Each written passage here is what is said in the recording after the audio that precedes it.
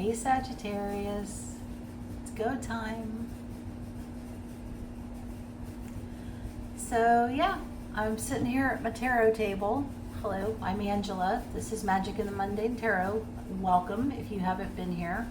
And if you're coming back, thank you for coming back. Sitting here at my tarot table, Spirit says we're reading for Gemini and Sagittarius today. And I'm like, okay, that's cool, makes sense.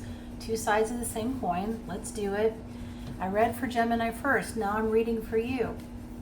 And I started with the tea leaf cards. And the first thing I got was this lion, time to act. And it occurred to me, okay, lion, Leo, we're just about at Leo season. We already have some planets in Leo, but Leo season is coming up here. So even though I intended this to be a timeless reading, meaning whenever it finds you is when it's supposed to find you, there may be some relevance to our current time frame right now, which is July. Mercury's in retrograde, Leo season's coming up. So, you know, take all this as it resonates, okay? So yeah, Lion, time to act. And then I also got Dark Woman. Dealings or relationship with a woman with dark complexion or hair. Okay, that's mysterious. And I thought, all right, what is it time to act on? What are we talking about? So I pulled some tarot cards. We're going with the zombie tarot. And I know it's not Halloween, but I love zombies all year, so I don't care. We're breaking the rules. All right, Sag. The first card that came out is the Empress. That's your energy. That's you right now. The Empress is very, she's like the mother of the tarot, right? She's maternal. She's taken care of. She is all things abundant and fertile. I mean, look at her. She's dressed so smartly. She's got this very neatly dressed little girl who is already zombified, but it's all under control because look, she's got her ankle chain there and she's behaving. She's helping her mom with gardening. The thing about the Empress though is she is a very feminine energy, right? She doesn't need to go out and do, she just creates. Things come to her. She draws things to her. And that's the energy that you're in right now. Oh, there's Amy. Amy's giving us some cat magic for the tarot read. Thank you, Amy. So yeah, you're in this Empress energy. You're practicing with this energy. But I'm feeling like at nighttime, the Empress is going away and you're getting lost in your thoughts because in the crossing position, I've got this Knight of Swords, right? This is the card of sleepless nights, anxiety over things we don't know, anxiety over things we do know about.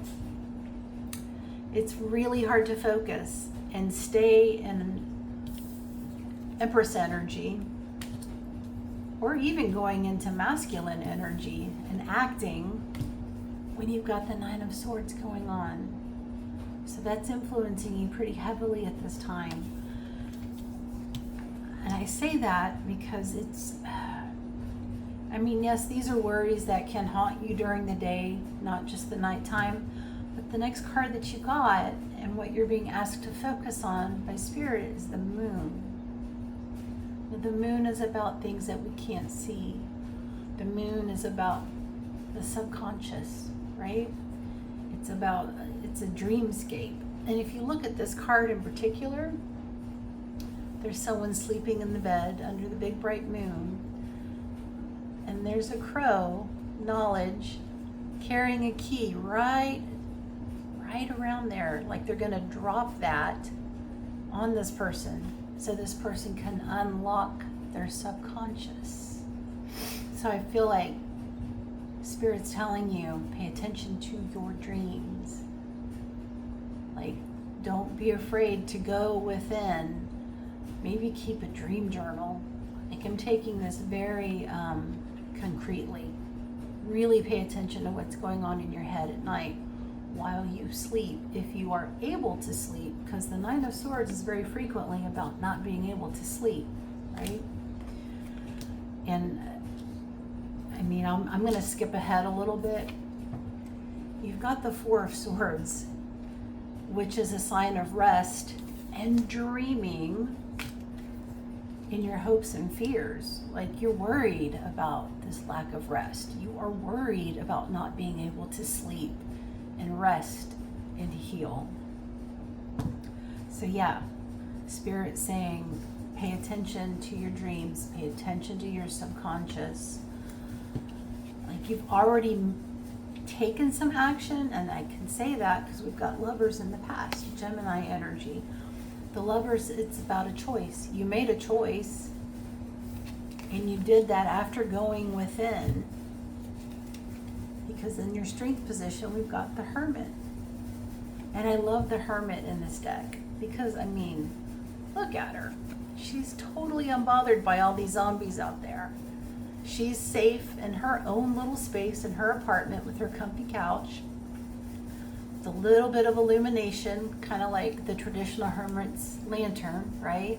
She's got illumination there. And she's reading her book. She's learning about what's in there. This is another card of the subconscious for me. Like, she's already doing this work. So that's your strength. You're able to go within. You're able to plumb the depths, even though it might not be your favorite thing to do. You can do it. You're more than capable. And Spirit's saying lean into that because you have all the tools that you need at your disposal. This is coming up in the very near future. The Magician card, which in this deck is a mad scientist. But yeah, check it out. He's got everything he needs right there to cure this zombie plague, right? He's been experimenting on zombies. He's got various chemicals and potions and anything that he needs to make this happen. And Spirit's saying, you've got the keys to act. So what is it that's holding you back? How come you haven't acted yet? And I think that the solution to that, if you haven't guessed already, it's within. It's deep within. In the suggested approach position of the card pool here, we've got the Three of Hazards, which is the same as Three of Pentacles. It's a card of collaboration. It's a card of working with other people. I mean, look, the whole family's gotten together to train this zombie just as well as they've trained their dog. And now the zombie's playing fetch, right? Which is kind of a cool thought. Like, you know, my brain runs away with these metaphors. You probably understand that. But it's like, you know, getting in there in your subconscious, in your dreams, and just making the subconscious work for you. Make your subconscious play fetch for you, right? Now, sometimes the Three of Pentacles is about literally working with somebody else, a collaborator. In this case, I would say a friend, a trusted family member, maybe even a therapist. Big proponent of therapy here to help you get at whatever it is that is holding you back. There's more truth to be had. The Hierophant is not just a card of like conformity and tradition. He's also an educator. He's a truth teller. Look, he's the news guy. Yeah, Spirit's like, that ain't true anymore. Yes, thank you. We're not going to have that conversation today. Please. This is a tarot channel. Anyway, he's a truth teller. He's an educator. And it's funny to me that the Hierophant is always associated with Taurus. And I get that because of the tradition and the conformity. But, I mean, Sag, what are you if not the educator, the teacher, the truth teller, the zodiac? Really? So what they're saying here is, yeah, definitely collaborate. go within, but also collaborate with somebody. You might need more education. You might need to do a little bit more work. But they're saying that you're basically ready. Like, your clarity is right there. You're tired. You want to rest, but like, it's very close, because in the final outcome, Ace of Swords, gleaming beacon of clarity, right? This is when you have figured it out. This is your aha moment. Everything makes sense, and I know what to cut away, what to hold on to. This is a card of victory. Just out of curiosity, I looked at the card that was next, even though it wasn't part of the traditional Celtic cross spread. And it was the sun. Like, your illumination is there. I love it when we go from the moon to the sun in a card pool. Seriously. It's like so close, Sag. You know, the sun is not just about illumination and clarity. It's happiness. It's everything is all right with the world, right? So, okay. I'm gonna ask Spirit if they could give us a little more information on what might be hiding in your subconscious. If you don't mind me poking around in there.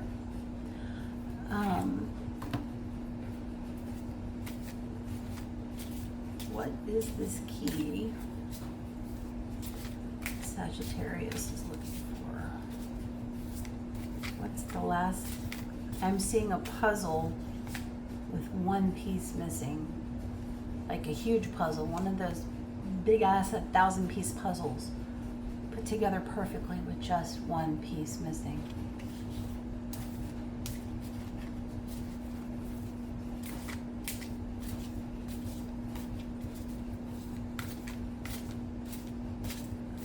Spirit, give us just a brief idea. What's going on in Sag's subconscious? What is the last piece of the puzzle for them? Stop. Okay.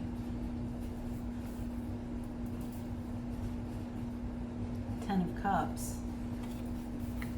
Your Ten of Cups is in your subconscious. Well, that's cryptic as fuck.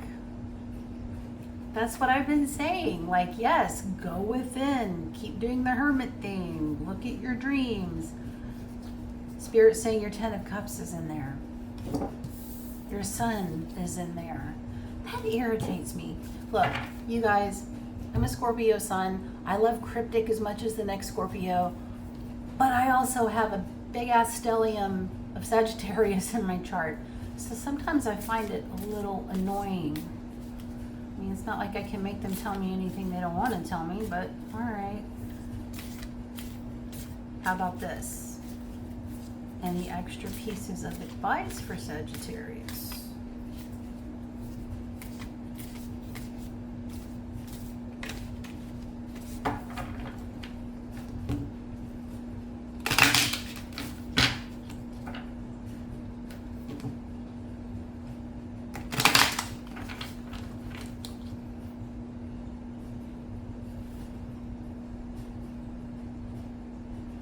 Wheel of Fortune. This is going to open up everything for you. Yes, we know. We got the message already. All right, y'all, I'm putting the tarot down for a minute. I'm going to go to the Animal Spirit Oracle deck. See what that says. You know what's really crazy about this, Sag? I don't know if you noticed, you probably did. There's a ton of major arcana in this reading, right? Like 1, 2, 3, 4, 5, 6. There's no cups, just a couple of swords and pentacle, but yeah, no cups, no wands. And the wands are your suit, right? The wands are fire energy. That's Aries, Leo, Sag. What's really bizarre about this is the reading I did for Gemini was exactly the same. 6 major arcana, no air cards, no swords, no pentacles.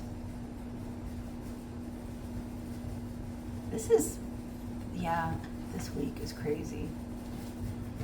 I don't know if you guys follow the astrology, but just a lot of crazy stuff happening. Saturn's about to go retrograde. Mercury, which is retrograde right now in the 8th house. The 8th house, the subconscious, the house of secrets, right? Sex, death, and taxes. That's Scorpio ruled house, but Mercury is about to get out of retrograde there. So I feel like this breakthrough, this cryptic thing that Spirit doesn't seem to want to illuminate too much more for us, that they're saying is within you and you've got to find it. You have the key. Yeah, Mercury's about to go into direct motion in your 8th house. Interesting. All right, Spirit, advice for Sagittarius. Please.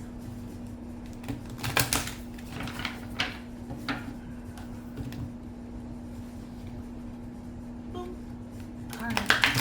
Holy crap, my hands are starting to get fumbly from shuffling cards.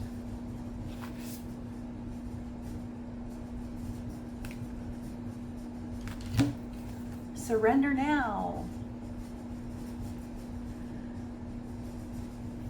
You know what? I'm just going to read from the book on this one. I mean, yeah, okay, Spirit, I get it. Surrender now. It's in there. Just go within. All right, okay. Moth Spirit, 39.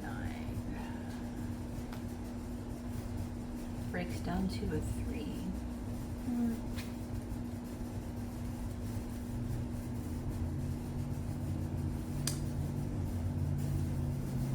Moth Spirit, surrender now. Moth Spirit asks, what is guiding you right now? Are you in alignment with Spirit, or pursuing something or someone with so much tenacity that it has become a compulsion or addiction? Are you so intoxicated by a potential relationship or opportunity that you can't think straight? Oh, that's what it is. Analysis paralysis. You're overthinking it. You're overthinking the thing. You're letting yourself get caught up in this. And I mean, I'm going to show you something about this card. So take a look at it, right? We've got a human nurse tending to a zombified patient, or he's about to be zombified. I mean, he still looks mostly human, right? But just as a precaution, they've got this on his face. But look at his hand. Like, you can tell he's been bitten, right? And the illness is starting to spread, but he's not looking at it. He doesn't want to look at it. And you know, sometimes looking at things, looking at reality, we might not want to do it, but it's better to do it because it might not be as bad as what's already in our head. Does that make sense? Okay. But let's get back to Moth Spirit. Hard work and dedication are virtues, and love, of course, is a beautiful thing. However, when Moth Spirit appears, it is time to consider if you have gone over the edge in a relentless pursuit. Perfectionism, addiction to certainty, or even to a person may be your current vice. The form of your addiction does not matter so much as awareness, consequences of remaining persistent when moderation is needed. Let go of your excessive energy by channeling it in more than one direction. The fire burns hot, and you do not want to be engulfed by your passion to the exclusion of all the other pursuits that matter to you. Now is a time for surrender and radical acceptance so that your drive does not cause you to flee or to fight. Spirit wants you to release your need for certainty and control so that you can relax into a more balanced way of using your moth spirit energy. Banish the shoulds and musts so that you can enjoy what is as you allow for what might be. Okay, that makes sense now. I was kind of questioning, like, okay, if we are in Empress energy and they're saying time to act, it seems sort of at odds with each other, right? It's about finding the balance, making the decision from balance, a balance of masculine and feminine energy, knowing when to act and when to sit back. But there's still that one last piece of the puzzle. All right, any last words for Sagittarius, who I really hope is keeping a dream journal?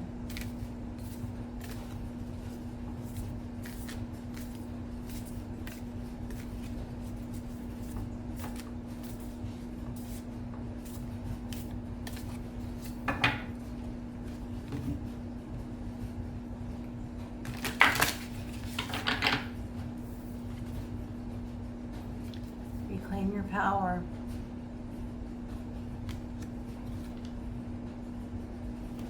I'm going to read from the book on this one too.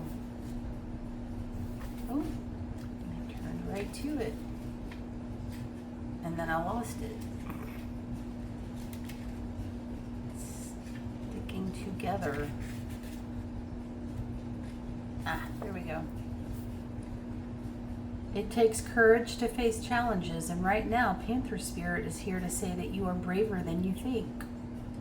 Now is the time to take a risk and step into a different aspect of your being. Step into a different aspect of your being. Speak as you have never spoken before. Act as you have always dreamed. You might have the courage to act. Love fearlessly and fully, and expect to feel the adrenaline rush as you are initiated into a new, braver, bolder self.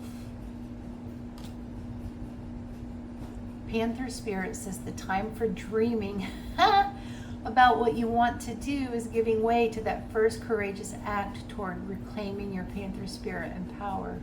Your new identity may feel strange at first, but you have what it takes and your soul wants this. Be bold. Okay. They're saying, yeah, that's it. That's done, except for the one other card. So, yeah, they want me to tell you, I pulled this earlier, whatever you're working on, whatever you're doing, yes, collaboration is good. Just be careful who you entrust, I'm going to say, with what you're finding and what you're working on, because we also got someone will gossip about all your secrets, parrot. So yeah, just be discerning, Sag. Like, I think it's Sagittarians' nature to be an open book, to be open, especially when you're excited about something, right? But what they're saying is just be discerning about who you confide in and who you, where's the card? Y'all, this is such a mess now. Holy crap. Here it is. Just be discerning about who you collaborate with. That's it. That's the message. So, yeah, I hope this was less confusing for you than it was for me as I went back and forth to the cards. I really hope it helped. And if it did, please hit like, subscribe, share, all that good stuff. I really appreciate it. It helps out tremendously. And if you want a more detailed reading, something less general, just hit me up in my email. It's in the description box.